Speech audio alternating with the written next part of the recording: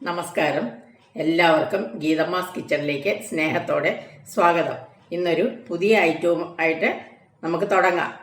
അപ്പം എല്ലാവരും വായോ. ഇന്ന് നമ്മൾ ഉണ്ടാക്കാൻ പോകുന്ന ഐറ്റം എന്താണെന്ന് നോക്കാം. നിങ്ങൾ എൻ്റെ ടൈറ്റിൽ ശ്രദ്ധിച്ച് കാണുമല്ലോ, 101 കൂട്ടം കറികൾ അല്ലേ. അപ്പം 101 കൂട്ടം കറികൾ ഞാനിന്ന് വെക്കാൻ പോകണോ എന്ന് നിങ്ങൾക്ക് സംശയം തോന്നും. അതൊന്നും അല്ല. അപ്പോൾ അതിന് ഞാനൊരു ചെറിയൊരു കഥ പറയാം. എല്ലാവർക്കും അറിയാവുന്നതായിരിക്കും. പഴയ ഐതിഹ്യമാലയിലെ ഒരു കഥയാണ്. വരരുചി എന്ന ഒരു പണ്ഡിതനായ ഒരു മനുഷ്യൻ്റെ കഥ. അതായത് ഈ വരരുചി വിക്രമാദിത്യ സദസ്സിലെ ഒരു ശ്രേഷ്ഠ പണ്ഡിതനായിരുന്നു. അദ്ദേഹം ഒരു തികഞ്ഞ ബ്രാഹ്മണനുമായിരുന്നു. അപ്പം അദ്ദേഹം ജോലി സംബന്ധമായിട്ട് ഒരു യാത്ര പോയപ്പം അദ്ദേഹത്തിനൊരു ക്ഷീണം തോന്നി. എവിടെയെങ്കിലും ഒന്ന് വിശ്രമിക്കണമെന്ന് വിചാരിച്ചു. അങ്ങനെ അദ്ദേഹം അടുത്ത് കണ്ട ഒരു ബ്രാഹ്മണ ഇല്ലത്തിലേക്ക് കയറി ചെന്നു. ആ ഇല്ലമാണെങ്കിൽ ഒരു സാധു ബ്രാഹ്മണനായിരുന്നു അവിടുത്തെ കുടുംബനാഥൻ. അദ്ദേഹത്തിന് ഭാര്യയും ഒരു 16 തികഞ്ഞ ഒരു മകളും മാത്രമേ ഉള്ളൂ. അപ്പം വരരുചി ചെന്നപ്പം അദ്ദേഹത്തിന് ഭയങ്കര സന്തോഷമായി. വരരുചിയെ പോലുള്ള ഒരു മഹാപണ്ഡിതൻ, രാജസദസ്സിലെ അംഗം ഒക്കെ അദ്ദേഹം നമ്മുടെ ഇല്ലത്തേക്ക് വരുന്നു എന്നുള്ള അഭിമാനവും സന്തോഷവും ഒക്കെ തോന്നി. വരരുചിയെ സ്വീകരിക്കാൻ അദ്ദേഹം വലിയ ശുഷ്കാന്തിയോടെ നിന്നു. പക്ഷെ അപ്പോൾ വരരുചി കുറച്ച് ഉപാധികൾ അങ്ങോട്ട് വെച്ചു. അതായത്, ഞാൻ പുഴയിൽ പോയി കുളിച്ചു വരുമ്പോഴത്തേക്ക് എനിക്ക് 101 കൂട്ടം കറി കൂട്ടി ഊണ് വിളമ്പണം എന്ന് പറഞ്ഞു. വേറെയും കുറേ ഉപാധികൾ ഉണ്ടായിരുന്നു. അതൊന്നും നമുക്കിവിടെ ബാധകമല്ലാത്തതുകൊണ്ട് അതൊന്നും പറയുന്നില്ല. അപ്പോൾ ഈ ബ്രാഹ്മണൻ ആകെ വിഷമിച്ചു. അപ്പം ബ്രാഹ്മണൻ്റെ ഇല്ലത്താണെങ്കിൽ ആകെ ദാരിദ്ര്യവും കഷ്ടപ്പാടുക. അപ്പം ബ്രാഹ്മണൻ വിഷമിച്ച് നിൽക്കുന്നത് കണ്ടപ്പോൾ ആ മകള് പറഞ്ഞു, അച്ഛാ, അദ്ദേഹം പോയി വരട്ടെ, നമുക്ക് ഊണ് ശരിയാക്കാമെന്ന്. അങ്ങനെ വരരുചി കുളിക്കാൻ പോയി. കുറച്ച് കഴിഞ്ഞ് കുളിയൊക്കെ കഴിഞ്ഞ് വന്നപ്പം ഈ പെൺകിടാവ്, അതായത് പഞ്ചമി എന്നായിരുന്നു ആ കുട്ടിയുടെ പേര്, ഈ പെൺകിടാവ് അദ്ദേഹത്തിന് ഊണ് വിളമ്പി. അദ്ദേഹം വയറു നിറയെ തൃപ്തിയോടെ ഉണ്ട് സന്തോഷമായി. അപ്പം അദ്ദേഹത്തിന് ഈ പെൺകുട്ടിയുടെ ബുദ്ധിശക്തിയിൽ വളരെ സന്തോഷവുമായി. അപ്പോൾ ആ പെൺകുട്ടി ഉണ്ടാക്കിയ കറി എന്തായിരുന്നു എന്നല്ലേ? 101 കൂട്ടം കറിക്ക് തുല്യം ഇഞ്ചിക്കറി. ഇപ്പം മനസ്സിലായല്ലോ എൻ്റെ ആ ടൈറ്റിലിൻ്റെ അർത്ഥം. അപ്പോൾ ഇനി നമുക്ക് ഇന്നത്തെ നമ്മുടെ പരിപാടി, അതായത് ഇഞ്ചിക്കറി ഉണ്ടാക്കാൻ തുടങ്ങാം. അതിന് ഞാനൊരു 200 ഗ്രാം ഇഞ്ചി എടുത്ത് വട്ടത്തിൽ അരിഞ്ഞു വെച്ചിട്ടുണ്ട്. പിന്നെ ഒരല്പം ഉണക്കത്തേങ്ങ, അതായത് നല്ല പോലെ കിടന്ന് ഉണങ്ങി കൊപ്ര പോലായ തേങ്ങയാണ്, അതും കുറച്ച് അരിഞ്ഞു വെച്ചിട്ടുണ്ട്.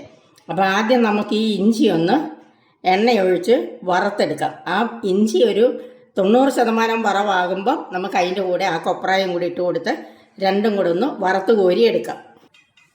നമ്മൾ പാൻ വെച്ചു, വെളിച്ചെണ്ണ ഒഴിച്ചു കൊടുത്തു. വെളിച്ചെണ്ണ നല്ലോണം ചൂടായിട്ടുണ്ട്.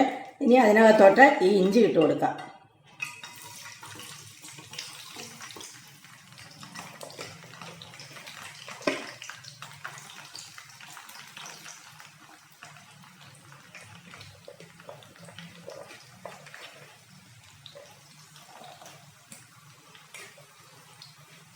ഇനി ഇഞ്ചി അവിടെ കിടന്നൊന്ന് മൊരിയട്ടെ. നമ്മുടെ ഇഞ്ചി ഒരു 90% മൂത്തു. അല്പം കൂടെ മൂക്കാനുണ്ട്. ഇഞ്ചി ഒരുപാട് വാട്ടർ കണ്ടൻ്റ് ഉള്ള വെജിറ്റബിളാണ്. ഇനി ഒരുപാട് കുറച്ചുകൂടെ മൂക്കാനുണ്ട്. ഇനി ഇതിൻ്റെ കൂടെ നമുക്ക് ഈ ഉണക്ക തേങ്ങയും കൂടെ ചേർത്ത് കൊടുക്കാം. രണ്ടും കൂടെ ഒരുമിച്ച് കിടന്ന് ഒരുമിച്ച് കോരിയെടുക്കാം. ഇഞ്ചിയും കൊപ്രായും എല്ലാം മൂത്ത് വരുന്നുണ്ട്, കണ്ടോ? അപ്പോൾ ഇത് ഏകദേശം മൂത്ത് വന്നു. ഒരല്പം കൂടെ ഒന്ന് മൂത്തോട്ടെ, എന്നിട്ട് നമുക്കിത് കോരി നിരത്തി വയ്ക്കാം. പിന്നെ ഒരു കാര്യം, ഈ ഇഞ്ചിക്കറി 101 കൂട്ടം കറിക്ക് തുല്യമാണെന്നൊക്കെ ഉള്ളത് എല്ലാവർക്കും നേരത്തെ അറിയാവുന്ന കാര്യമാണ്. ഞാൻ ആ കഥയൊക്കെ വെറുതെ പറഞ്ഞതേ ഉള്ളൂ കേട്ടോ. എന്നാലും നിങ്ങൾ എനിക്കൊരു സപ്പോർട്ട് തരണം. അതിന് നിങ്ങൾ എൻ്റെ ചാനലൊന്ന് സബ്സ്ക്രൈബ് ചെയ്യണം. ഇപ്പോഴും സപ്പോർട്ട് തരുന്നുണ്ട്, ഇല്ലെന്നല്ല. അതാണ് എനിക്ക് ഭയങ്കര ഊർജ്ജമായിട്ട് ഞാനിതും കൊണ്ട് മുന്നോട്ട് പോകണമെന്ന് എനിക്ക് തോന്നിയത്. അല്ലെങ്കിൽ ഈ ഏജിൽ ഇതൊക്കെ വലിയ ബുദ്ധിമുട്ടുള്ള കാര്യമാണ്. പ്രത്യേകിച്ച് എനിക്ക് സഹായികളും ആരുമില്ല. അപ്പം നിങ്ങൾ എനിക്ക് തരുന്ന സപ്പോർട്ട്, അതാണ് ഏറ്റവും വിലമതിക്കാനാവാത്തത്. സോ എല്ലാവരും എൻ്റെ ചാനൽ സബ്സ്ക്രൈബ് ചെയ്യുക, അടുത്തുള്ള ബെല്ലൈക്കൺ പ്രസ് ചെയ്യുക, ഓൾ എന്ന ഓപ്ഷൻ എനേബിൾ ചെയ്യുക. ഞാൻ ഓരോ വീഡിയോയിലും പറയുന്നതാണ്. അപ്പോൾ നമുക്കിനി ഇത് എടുത്തിട്ട് പൊടിച്ച് കൊണ്ടുവരാം. ഇതൊന്ന് തണുത്തിട്ട് പൊടിച്ച് കൊണ്ടുവരാം. ഇഞ്ചിയും തേങ്ങാക്കൊത്തും ഒക്കെ വറുത്തത് ഞാൻ പൊടിച്ചെടുത്തുകൊണ്ട് വന്നിട്ടുണ്ട്. ഇനി നമുക്ക് കറി ഉണ്ടാക്കാം. അതിനൊരു ചട്ടി വെച്ചു. അതിലോട്ട് അല്പം ഫ്രഷ് വെളിച്ചെണ്ണ ഒഴിച്ചു കൊടുക്കുക. ഞാൻ ആ വറുത്ത വെളിച്ചെണ്ണ എടുത്തില്ല, ഇതല്പം ഫ്രഷ് വെളിച്ചെണ്ണയാണ്. അതൊഴിച്ച് കൊടുത്തിട്ട് ഇനി അല്പം കടുക് ഇട്ട് കൊടുക്കാം. ഈ ഇഞ്ചിക്കറി 101 കൂട്ടം കറിക്ക് സമമാണെന്ന് ഞാൻ പറഞ്ഞല്ലോ. അതെന്താണെന്ന് വെച്ചാൽ ഇതിലെല്ലാ രസങ്ങളും, അതായത് 6 രസങ്ങളാണ് നമ്മുടെ നാവിനുള്ളത്. 6 രസങ്ങൾ, അതായത് ഉപ്പ്, പുളി, മധുരം, എരിവ്, കയ്പ്പ്, ചവർപ്പ്, അങ്ങനെ 6 രസങ്ങളാണ് ആയുർവേദ വിധിപ്രകാരവും സിദ്ധ ഔഷധ പ്രകാരവും ഒക്കെ നാവിലുള്ളത്. ആ 6 രസങ്ങളും വന്നിട്ടുള്ള ഒരു കറിയാണ് കറി. അതായത് അതിന് ഉപ്പുണ്ട്, പുളിക്ക് നമ്മൾ ഒരുപാട് പുളി ചേർക്കുന്നുണ്ട് നല്ലോണം. പിന്നെ മധുരം, ഇതിന് ശർക്കര ഒഴിച്ചുകൂടാനാവാത്ത ഒരു കാര്യമാണ് മധുരം. പിന്നെ ആവശ്യത്തിന് എരിവുണ്ട്. പിന്നെ നമ്മൾ ഇഞ്ചിക്ക് സ്വതവേ ഒരു ചവർപ്പും ഉണ്ടല്ലോ. അങ്ങനെ പിന്നെ ഉലുവയൊക്കെ ചേർക്കുന്നുണ്ട്, ഉലുവയുടെയൊക്കെ കയ്പും, അങ്ങനെ എല്ലാ രസങ്ങളും കൂടെ ചേർന്ന് നല്ല ബാലൻസ്ഡ് ആയിട്ടുള്ള ഒരു ടേസ്റ്റാണ് ഇഞ്ചിക്കറിക്കുള്ളത്. അതുകൊണ്ട് തന്നെയാണ് അത് 101 കൂട്ടം കറിക്ക് സമമാണെന്ന് പറയുന്നത്.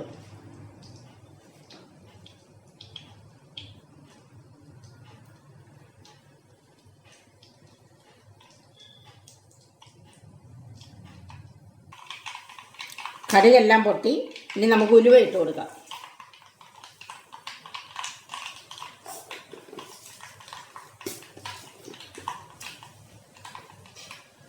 ഇനി അടുത്തതായിട്ട് ഞാനിവിടെ ഒരു 3 പച്ചമുളക് അരിഞ്ഞതുണ്ട്, പിന്നെ ഒരു 2-3 വറ്റൽമുളകും കുറച്ച് കറിവേപ്പിലയും. അപ്പോൾ ആദ്യം പച്ചമുളക് അങ്ങോട്ട് ഇട്ട് കൊടുക്കാം.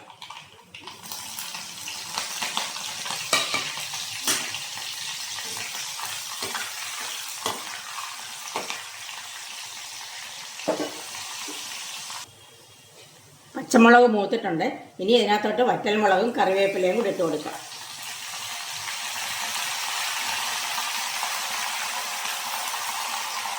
ഇനി ഇതിനകത്ത് കുറച്ച് പൊടികൾ ചേർക്കാനുണ്ട്. അതായത് ഒരു 1.5 ടീസ്പൂൺ മുളക് പൊടി, ആവശ്യത്തിന് ഉപ്പ്, ഒരു 1/2 ടീസ്പൂൺ കായപ്പൊടി, പിന്നെ ആവശ്യത്തിന് മഞ്ഞൾപ്പൊടി, അതും 1/2 ടീസ്പൂൺ. ഇത് ഇത്രയും കൂടെ നമുക്ക് അങ്ങോട്ട് ഇട്ട് കൊടുക്കാം.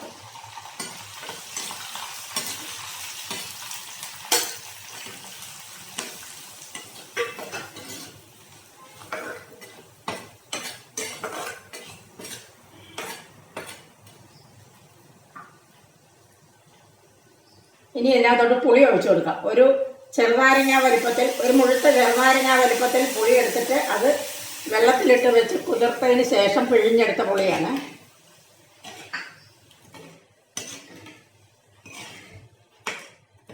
ഇനി നമ്മുടെ ഇഞ്ചിയും ഉണക്ക തേങ്ങയും കൂടെ പൊടിച്ചത്.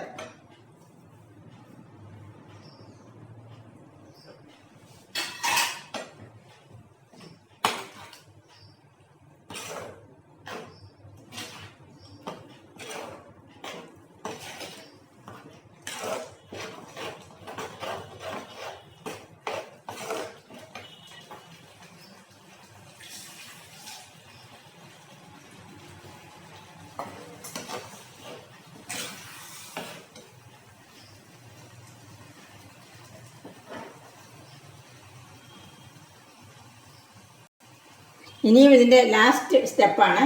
ഈ ടേസ്റ്റ് എല്ലാം ഒന്ന് ബാലൻസ് ചെയ്യാൻ വേണ്ടിയിട്ട് കുറച്ച് ശർക്കര ഉരുക്കി അരിച്ചെടുത്തതാണ്.